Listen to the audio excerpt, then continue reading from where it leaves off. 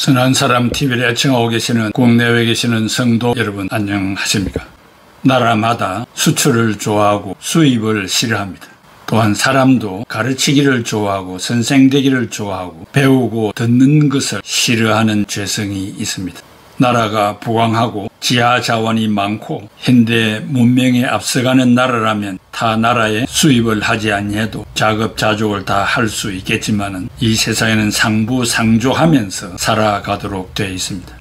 제가 일주일에 2번 드리는 말씀을 15분 전후로 듣는 일에도 힘이 들지요. 바쁘다, 또한 듣기 싫다 등등의 여러 가지 이유로 우리가 배우고 아는 일에 등한히 하는 것도 사탄의 역사라고 볼 수 있습니다.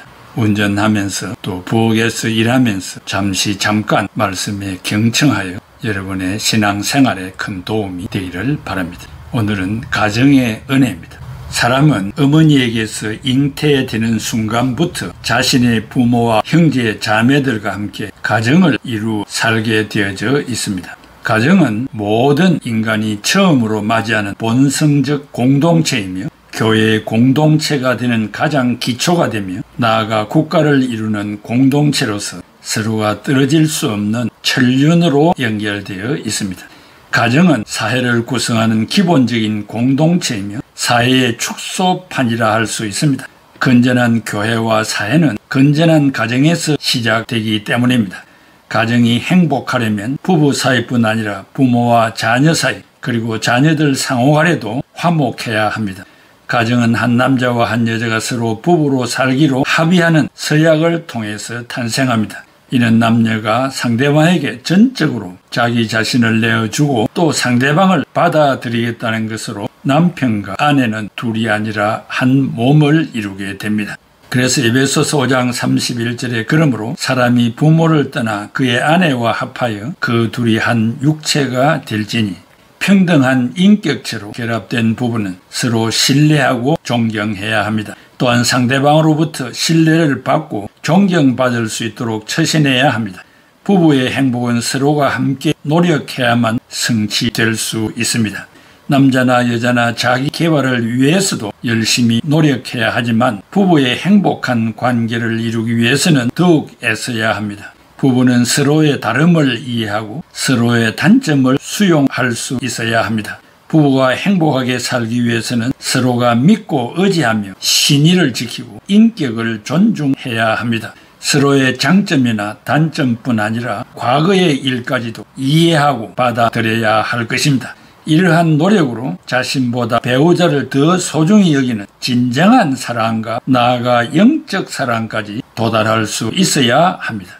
창세기 2장 23, 24절에 아담이 이르되 이는 내 뼈 중에 뼈요 살 중에 살이라. 이것을 남자에게서 취하였은즉 여자라 부르리라 하니라. 이러므로 남자가 부모를 떠나 그의 아내와 합하여 둘이 한 몸을 이룰지로다. 부부 사랑의 열매는 자녀입니다. 그래서 자녀를 출산하는 것은 큰 축복이기도 합니다. 부모는 자녀에게 생명을 주었으므로 자녀들의 신체적, 사회적, 문화적 교육뿐 아니라 윤리적, 종교적 교육도 힘껏 돌보아야 할 가장 중요한 의무와 1차적인 권리를 갖습니다. 부모는 자녀들을 자기들의 소유물이 아니라 하나님의 자녀로 보아야 하고 독립된 인격을 갖춘 고귀한 인간으로 존중해야 합니다. 부모는 자녀 교육의 첫 번째 책임자입니다. 부부란 사랑이고 믿음이며 약속입니다. 진실한 마음과 따뜻한 마음으로 서로를 보듬어주고 아껴주며 비록 세상 사람들이 알아주지 않아도 서로를 알아주는 단 한 사람이 되어야 합니다. 때로는 부부간의 다툼이 없을 수는 없습니다. 전문가들에 의하면 사이가 좋은 부부의 특징이 있다고 합니다. 그것은 서로의 단점을 인정하고 피차 말하지 아니하며 오히려 감사하며 다른 사람들 앞에서 서로의 단점을 말하지 아니하며 장점만을 말하며 규칙적으로 같이 하는 일들이 있었다고 했습니다. 상대방과 의견이 다르더라도 공감하고 입장을 바꾸어 생각해보고 혹시 다투더라도 욕을 하거나 폐마하는 말이나 자세를 취하지 말아야 합니다. 서로의 실수나 잘못에 대해서 사과를 즉시하고 책임을 지는 태도가 필요합니다. 퇴근 후 언제 귀가하는지 알리는 행동도 좋은 관계를 가지는 데 도움이 됩니다. 가정은 덕을 가르치기에 매우 알맞은 곳입니다. 품성 교육을 위해서는 자유의 조건인 자기 희생과 건전한 판단력과 자제력의 훈련이 요구됩니다. 자녀들에게 좋은 모범을 보이는 것이 부모의 중대한 책임입니다. 혼인성사의 은혜로 부모는 자녀들에게 복음을 전달하고 신앙인으로 키울 책임과 특권을 부여받았습니다. 우선적으로 교회의 가르침에 따른 자녀들의 신앙교육에 힘써야 합니다. 부모는 자녀들이 어릴 때부터 부모가 겪었던 신앙의 신비한 체험들을 들려줌으로써 최초의 신앙의 스승이 되어야 합니다. 자녀들은 늘 부모에게 감사하는 마음으로 애정과 효성과 신뢰로서 부모의 은혜에 보답해야 합니다. 그리고 역경과 노년의 부모를 복양함으로써 부모의 행복에 크게 이바지해야 하는 것이 자녀의 도리입니다. 하나님께서 주신 십계명에도 부모에게 효도하라고 써 있습니다. 효도는 가정생활 전체를 화목하게 하고 형제간의 우애도 북돋아 줘야 합니다. 말과 실천이 가정의 빛이 되고 화목과 은혜가 넘쳐야 합니다. 특별히 말을 함부로 하는 버릇은 고쳐야 합니다. 그래서 말에 입문학이 생겼습니다. 말 한마디가 인생을 바꾸는 격려와 위로의 힘이 되기도 하고 잊어지지 않는 마음의 상처로 멀어지거나 헤어지게 하는 말에 입문하기도 합니다.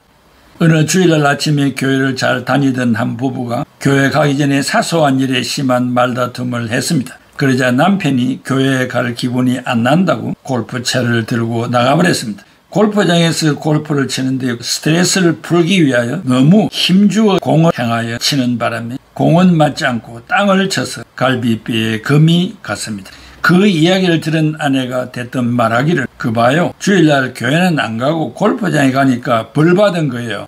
언뜻 들으면 좋은 신앙심에서 나온 말 같지만 그 말을 듣고 회개하고 반성하는 남편은 거의 없을 것입니다. 진정으로 지혜로운 아내라면 이렇게 말할 것입니다. 여보, 많이 아프지요? 내가 당신 마음을 아프게 해서 이렇게 된 것 같아요. 미안해요. 이렇게 따뜻하게 위로하면 남편도 좋은 말을 해줄 것이고 모든 것이 정상으로 회복되는 아름다운 가정이 될 것입니다.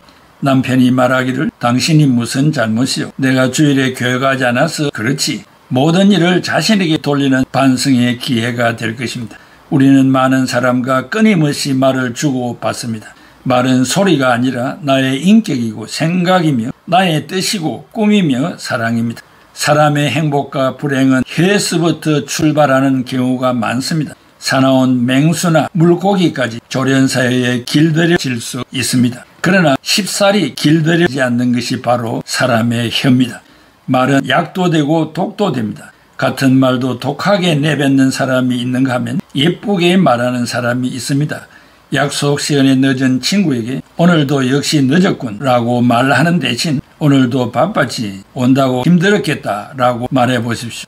실수를 자주 하는 직원에게 또 실수야? 도대체 몇 번을 얘기해야 제대로 할 거야? 라고 말하는 대신 지난번보다는 많이 나아졌네. 다음번에는 더 세심하게 차분히 해봐 라고 말해보십시오. 급한 때에 연락이 안 된 자녀에게 왜 이렇게 전화를 안 받아? 핸드폰을 왜 들고 다니니? 라고 말하는 대신 큰일이 생긴 것 아니어서 다행이다 라고 말해보십시오. 우리의 말에는 생명력이 있어 죽이기도 하고 살리기도 합니다. 칼에 찔린 상처는 꿰매면 다시 아물지만 혀로 인한 상처는 수십 년이 지나도 아물지 않습니다. 철학자 셰익스피어가 말하기를 사람은 비수를 손에 들지 않고도 가시 돋친 말 속에 그것을 숨겨둘 수 있다는 말처럼 신체에 가해지는 물질적 폭력보다 상처도 깊고 후유증이 심한 것이 언어의 폭력입니다. 특히 가까운 사이나 가족 사이에서 말을 함부로 하기 쉽습니다. 말에는 힘이 있습니다. 금에는 2개의 날이 있고 사람의 입에는 100개의 날이 달려 있다는 속담처럼 말로서 가족을 사랑할 수 있고 다른 사람을 위로해 줄 수도 있고 책망할 수도 있으며 용기를 줄 수도 있고 실망을 줄 수도 있습니다. 같은 말해도 너그럽게 잘 받아들이는 사람이 있습니다. 그런 사람은 마음에 여유가 있는 사람입니다. 여유란 내 안에 빈자리로 상대가 편히 들어올 수 있는 공간이기도 합니다. 여유가 있는 사람은 늠름합니다. 함께 있으면 나도 모르게 왠지 편해집니다. 같은 이치로 내가 사람을 대함에 있어 부끄러움 없이 최선을 다했음에도 상대가 나를 알아주지 않아 마음이 힘들 때는 내 마음의 여유가 부족함은 없는지 생각해 보아야 합니다. 오늘은 타인이 내 마음에 편하게 들어올 수 있도록 나의 여유를 넓히는 데 힘을 써야 합니다. 여유는 공간이라는 뜻입니다. 다툼이나 문제가 발생했을 때는 우선 참고 기다리는 것이 좋은 이유는 후회가 남지 않기 때문입니다. 세상은 자기 생각대로 살지 못합니다.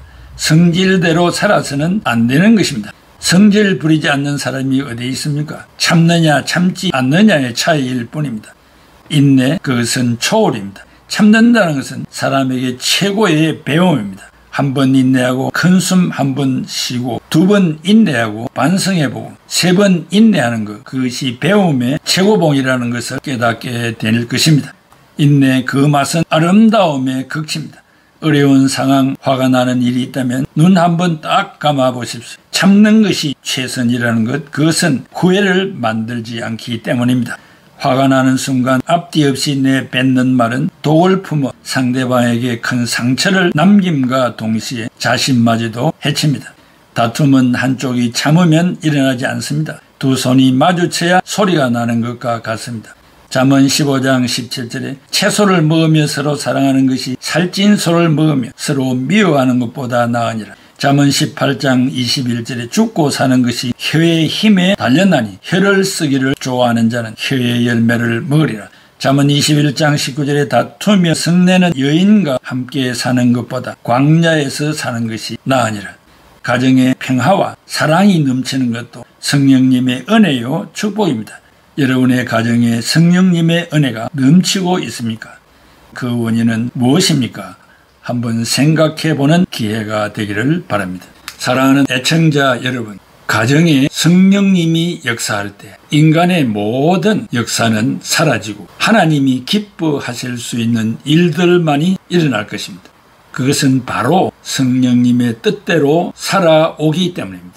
찬송이 끊어지지 아니하고 기도 소리가 중단되지 아니하며 서로 밀어주고 끌어주고 어깨동무하며 어려운 일이 있을 때 협조하고 또 기쁜 일이 있을 때 동참하여 같이 웃으며 스윗홈을 만드는 것, 이것은 바로 성령님의 은혜입니다. 여러분의 가정에 성령님의 은혜가 항상 함께하기를 기원합니다. 기도하겠습니다. 고마우신 아버지 하나님, 은혜와 사랑을 감사합니다. 하나님께서 일찍이 가정과 교회를 창설하셨습니다. 그 외의 것들은 사람이 다 만든 단체들입니다. 영원토록 함께할 가정생활과 교회 생활에 성령님의 은혜가 끊어지지 아니하고 늘 찬송과 기도와 말씀이 펴져 있는 그런 가정들이 되도록 도와주시기를 바라오며, 죄성을 가진 인간이 다툼이 없을 수는 없으나 상대방을 우선적으로 생각하고 배려하고 격려하고 용서하고 사랑하는 거룩한 마음, 여유 있는 마음이 우리 애청자들에게 있게 하여 주옵소서. 잠깐 살아가는 부부간에 서로 사랑하며 손잡고 살며, 또한 같이 출석하는 교회의 성도들 누가 어렵게 사는가를 살피고 도와주며 기도해주며 격려하는 공동체가 되게 주옵소서. 예수 그리스도의 이름으로 기도하옵나이다. 아멘. 날마다 주님을 의지하는 우리 집 온 가족 꼭 되어라. 다 함께 모여서 찬양하리. 하늘의 위로가 넘쳐나네. 할렐루야. 우리 가정 사랑과 행복의 한식처. 할렐루야. 우리 가정 주님만 모시고 살아가리. 아버지 어머니 사랑하고 형제와 자매들 우애하리. 세상에 풍파가 밀려와도 주 사랑 아래서 두려움 없네. 할렐루야. 우리 가정 사랑과 행복의 한식처. 할렐루야. 우리 가정 주님만 모시고 살아가리. 말씀과 기도가 풍성하고 기쁨과 감사가 가득하리. 하나님 우리 집 생각하사 대대로